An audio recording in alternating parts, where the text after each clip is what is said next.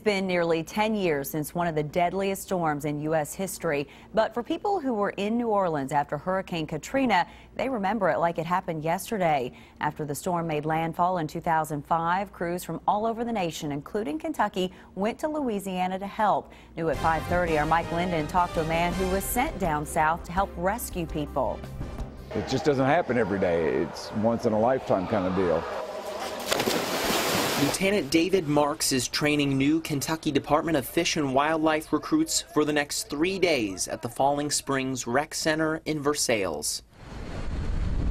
10 years ago, one of the deadliest storms in history made landfall in New Orleans in late August 2005. With less than 1 year on the job, Marks volunteered to head south to help. We stopped on an overpass and the whole city was, under 6 feet of water. It's just kind of surreal. It's not something you've ever dealt with before. It doesn't seem real at the time. Lieutenant Marks and 22 officers spent the next 7 days in rescue boats helping people get to safety. He says even though he was new on the job, he felt prepared to help.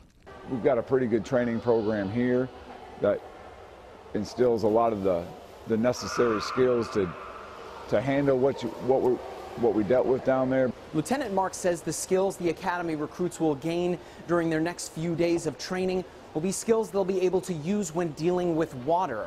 In fact, they're jumping into the water wearing this belt and this vest, which adds about 30 pounds of weight while they're in the water. With the 10-year anniversary of Hurricane Katrina next week, Lieutenant Marks says it still feels like yesterday he was in New Orleans. You can't help but have an impact from that. It always changes you. Even if it's just in a small, minute way, it has an impact on you.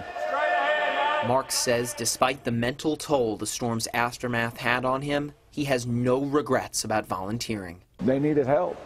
And if someone needs help, we're going to try to help them out and do what we can. In Woodford County, Mike Linden, WKYT.